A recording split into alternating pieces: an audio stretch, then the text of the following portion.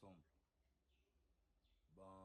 Si je fais cette vidéo, c'est parce qu'il y a certains parmi vous qui m'ont écrit pour savoir c'est comment l'organisation de l'album Dynasty. Parce qu'il paraît-il, il y a eu polémique autour de cet album en ce qui concerne les invités. C'est pas de votre faute. J'ai compris que vous aviez besoin des explications, tout à fait normal. D'abord, l'album Dynasty, c'est une idée de Ferré Gola lui-même, qui s'est dit ça serait intéressant s'il faisait encore revivre à ses fanatiques les prouesses de l'équipe Wenge Musica Maison Mère qu'il avait commandé en son temps, en tant que chef d'orchestre bien sûr. Alors là, nous voyons Babindombe, JDT, Emilia, Céléo, Bill Clinton, Serge Mabiala, Mimish Bass, voilà. Comme c'est son idée, il est libre de choisir qui il veut, puisque lui-même va produire l'album en question. Alors, c'est aberrant de vouloir à tout prix que notre vieux Werason intervienne dans cet album. Pourtant, l'idée au départ était que Ferré Gola fait appel à ses amis de maison mère. Quand on parle de ses amis, c'est-à-dire sa génération. Alors, si Wera vient, ça ne sera plus dans le même ordre d'idées, il y aura du changement. Dans le sens où Wera n'est pas l'ami de Ferré. Wera fut l'ex-patron de Ferré. Alors là, l'idée originelle va tout à fait changer. On va se retrouver dans le sens où il y a l'ensemble des maisons mères qui intervient. Parce que quand il y a déjà Werason, cela veut dire c'est l'ensemble des Wenge Musica Maison Mère qui intervient. Donc c'est un peu ça. Bateau Nyon Sobalingi, non, Ferré Gola la fois changé. Et pardon, Ferré Gola la fois, ça là qui est Werason fois Zalana, nous, pour Bissonio surtout Koutana, c'est que vous comprendre l'idée à Ferré Gola. Ferré Gola au départ, a lobby bien, na obengi ça va master nanga. Ya Wenge Maison Mère. Ba massa na ye, ba petit na ye te, ay ba massa na ye. Parce que, pour la master ya mutu, certes, ils ont qui peut acheter, mais ça dépend au départ amitié na bino ezagindeni. Parce qu'il y a d'autres musiciens à Maison Mère, Koya na bango Maison Mère, ba yaki en tant que ba petit dimi, ba yaki en tant que ba master ba babindombete, ba master ba JDT, ba master ba Céléo, ba master ba Bill Clinton, ba yaka le roi ba petit dimi dans le mouvement ya Maison Mère. C'est ça en fait la différence. Et surtout que même sur vous appelez master ya Ferré, il faut attendre à ce que Ferré a bengayo. Oro ya ndenge na omoto lo baté le rôle ba lobby ba ancien ya Maison Mère, ba ancien master ya Ferré ya Maison Mère, nenga pe le roi na master ne toi génération mon na okembete, il faut zela pas bengayo. Vouloir à tout prix que Werason intervienne, on est comme le roi changer idée à Moutou. Ça n'a pas de sens. Donc, sera idée on est changé.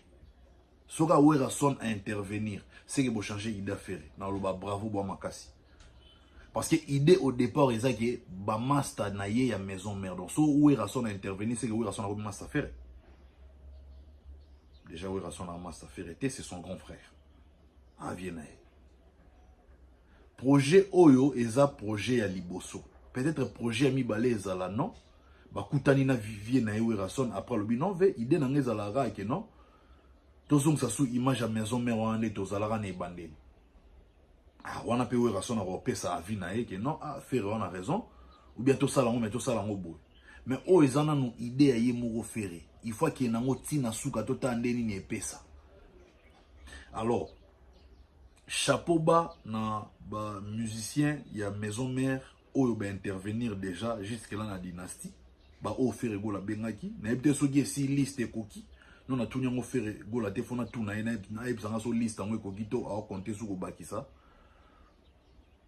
parce que on a moni ba intervenir eza Emilia ya Bill Clinton ya Celeo eza Serge Mabiala Adjani atindaki Nzembu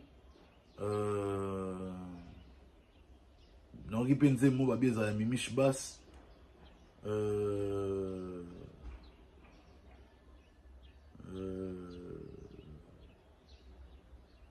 donc bref déjà ba combo na ta JDT Mulopwe pardon déjà ba combo na tangi wana mais on a une équipe ya maison mère pena o esala pena ki non vena bison tsone pena aningisa pena Kinshasa Congo banini bana ngo bangwana équipe ngo pardon bangwana kas bazade ya okokata fere mo chuba de likolo ajani ya so chubi likolo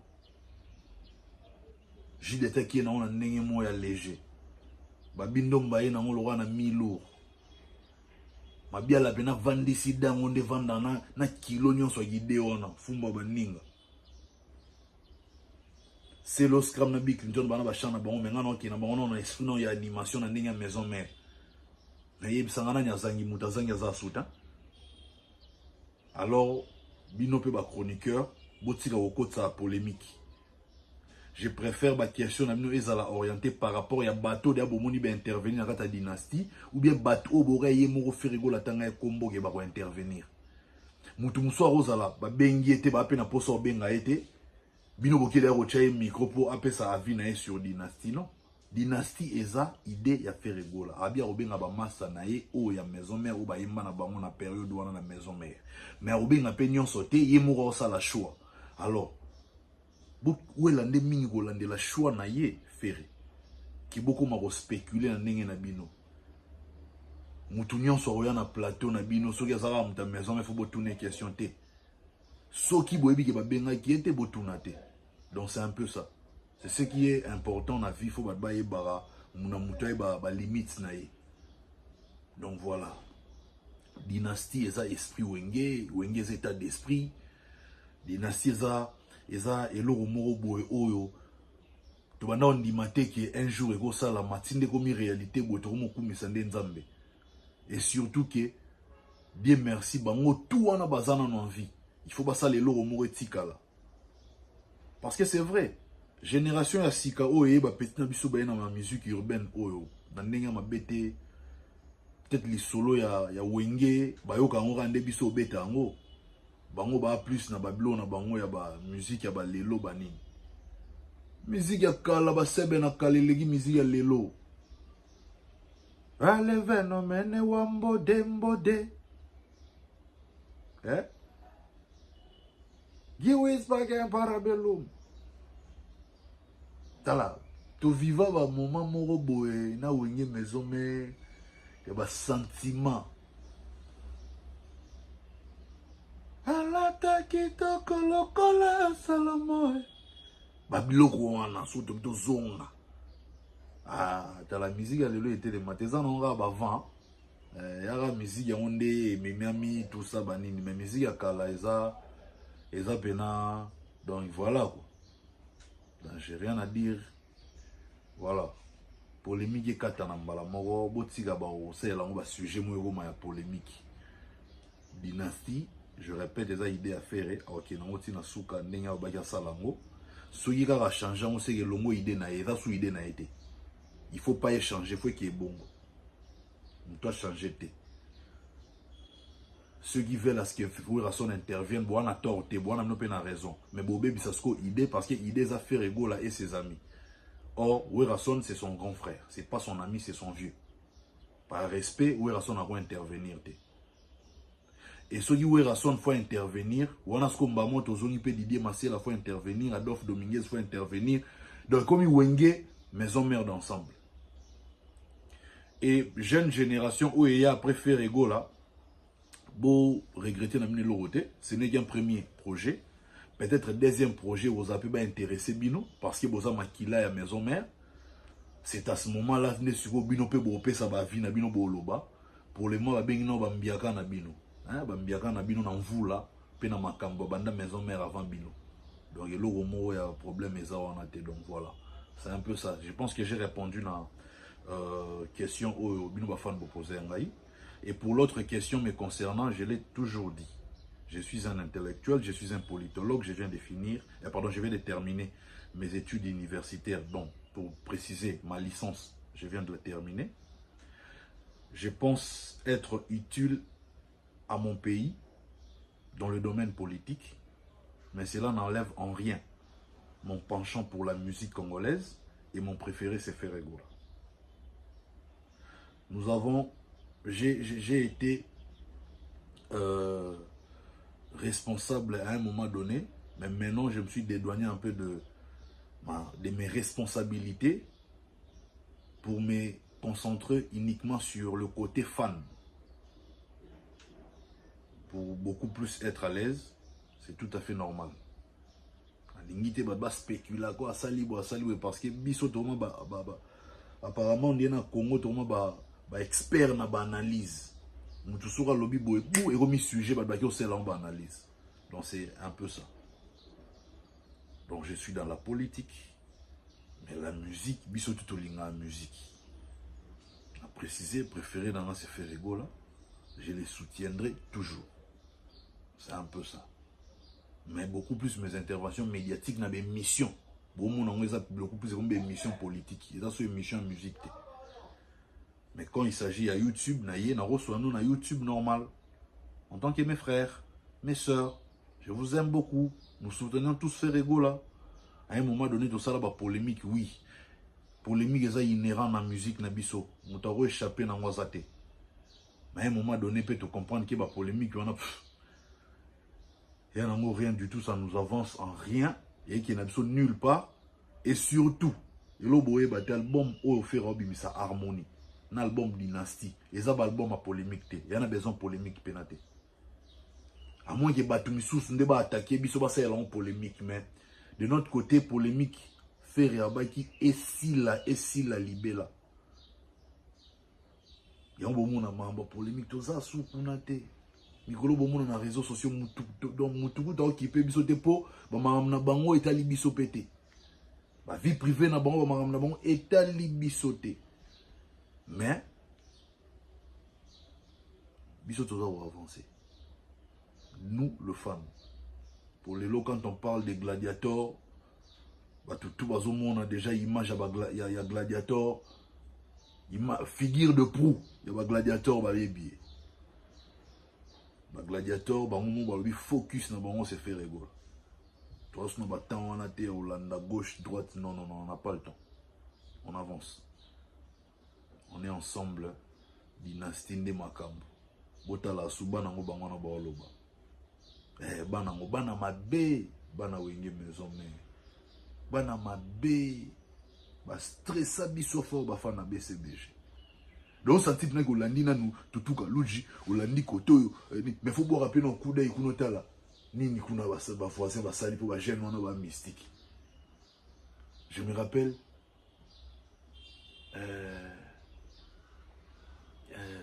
Titanic. Potale nanga Titanic za kozinda baluka ba sauvetage koto to ga réponse. Aduna, una, Aduna, on a une réponse, attaque na réponse mbamoro. Musique est si les sentiments. Ah, musique, générique est si la gaz. Non, laisse tomber. Oui, on a une équipe, on a une équipe. Non. On est ensemble. Big up. On travaille. Bana studio, bana kin, bana poto, bana monde entier, tout ça a dynastie. Donc, dynastie, c'est la famille. Dynastie, c'est la famille Wenge. Donc, rien à dire. Bose la biso, l'équipe nationale, tant de l'Obara. Wenge za institution, Wenge za état d'esprit, Wenge za idéologie. Donc, Yangoana. Les padres Zawana, Poutine, c'est le scrum, nous avons Fumo Yabandinga, nous avons Lopé na comité Azoya Karaté, et puis Adjani, Atindi Pelo. Oui. Donc, toi, Bena, Jimmy Mbonda, toi, na Metenge, Michel Bass, Azapena Nzembo, donc la famille. Donc, c'est la famille quoi. Rien que l'amour. Donc, Bolingonde, nous avons pour ça, tant sous et belé bazanga ikosala biso to rectifier moi bablo mususu mikebi. Donc eloko kolobeyate bana monde entier boyamba dynastie na motema moko. Toujours prouver mutu moko te, toujours ça te ko poto ça son unité. Ezaki toye saka musique à Congo makasi lisusu. Donc voilà, c'est ça. Kitoko. Ndenge no lesa itolo ba. Nami sasanga Freddy Matete kende kibokila. Ayibo manga moko na tina. Bokila tilo olongaki na baparent elongwe na babokila lelo su bokila oh kisi bokila yango te tozoluka yango te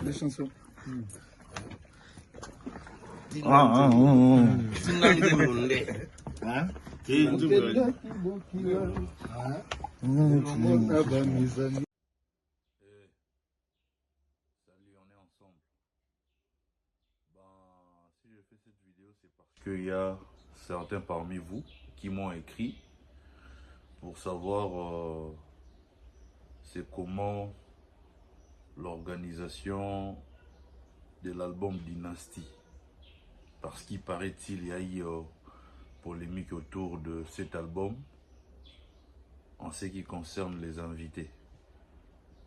Ben c'est pas de votre faute.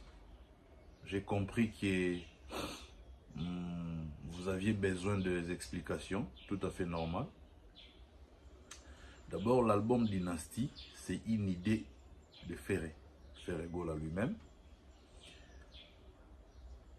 qui s'est dit, ça serait intéressant s'il faisait encore revivre à ses fanatiques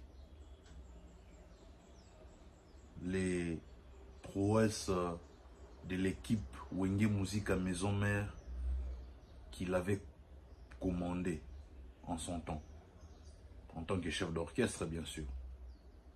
Alors là, nous voyons Babindombe, JDT, Emilia, Céléo, Bill Clinton, Serge Mabiala, Mimish Bass, voilà. Comme c'est son idée, il est libre de choisir qui il veut, puisque lui-même va produire l'album en question. Alors, c'est aberrant de vouloir à tout prix que notre vieux Werason intervienne dans cet album. Pourtant, l'idée au départ était que Ferré Gola fait appel à ses amis de maison mère. Quand on parle de ses amis, c'est-à-dire sa génération. Alors, si Wera vient, ça ne sera plus dans le même ordre d'idées, il y aura du changement. Dans le sens où Wera n'est pas l'ami de Ferré. Wera fut l'ex-patron de Ferré. Alors là, l'idée originelle va tout à fait changer.